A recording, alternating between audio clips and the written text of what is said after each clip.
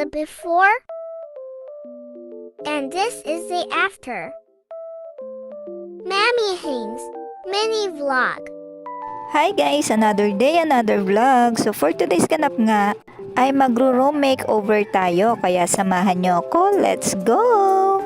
So ito na nga, dumating na nga pala ang aking in-order na wallpaper para sa aking gagawin na room makeover. Dahil napapansin nyo naman sa mga vlogs ko na medyo hindi na kagandahan tingnan yung mga wallpaper na nakadikit sa mga dingding namin.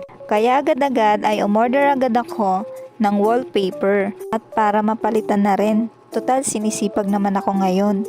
Napili ko nga palang design dyan ay wood and white na geometric wallpaper. Then, nag-start na nga pala ako magdikit dyan. Hindi ko na pala naipakita sa inyo na tinanggal ko na ang mga dating wallpaper dito dahil madali lang naman siyang tanggalin. Kaya din talaga ako nag-decide na palitan na rin ng wallpaper ang dingding namin dahil mabilis lang din talaga siya mabaklas.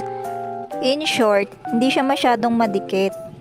And Sharon, ayan na nga pala ang result. Ang ganda na, 'di ba? And after nga niyan, dito naman sa side na ito.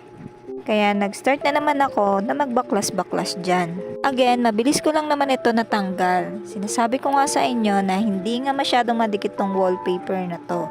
Wala pa nga ata tong ilang buwan sa akin. Hindi tulad nung mga dating-dating wallpaper na idikit ko dito. And dito pala sa side na to ay geometric wallpaper nga pala ang ididikit ko. At hindi ko na nga naipakita ang pagdidikit ko dahil pagoda na nga ang person. Pero charan! Ayan na nga pala ang result niya. Syempre, hindi mawawala ang kalat. Kaya for the linis talaga ng bongga ang person. At kung napapansin nyo guys, ay iba na ang damit ko dyan dahil pang 2 days ko na tong ginagawa. Nung first day ay yung kabilang side mo na ang inuna ko at itong pang second day ay itong white na. Dahil hindi kaya ng powers ko ang magdikit ng wallpaper ng isang araw lang. Inabot pa nga to ng pang-4 na araw eh. Joke, 3 lang pala. O diba, iba na naman ang damit ko. Kasi nga, pang 3rd day na ito.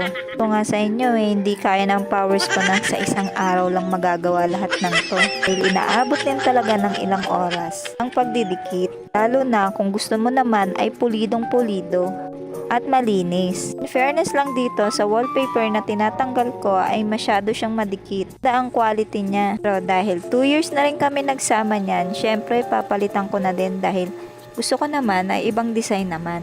Para hindi naman masyadong madilim dito sa kwarto. At isa din talaga sa purpose ko ay matakpan ang mga chismis dito. Dahil sa nakikita nyo naman ay hindi na masyadong kagandahan ang dingding namin. Pero syempre kung may blessings man na darating ay mapapalitan din natin yan ng mas maayos.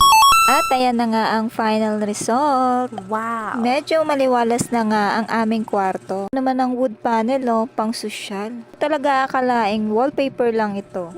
Kaya sa mga nakarating sa aking video hanggang dulo, maraming salamat po. Hanggang dito na lang. Bye-bye!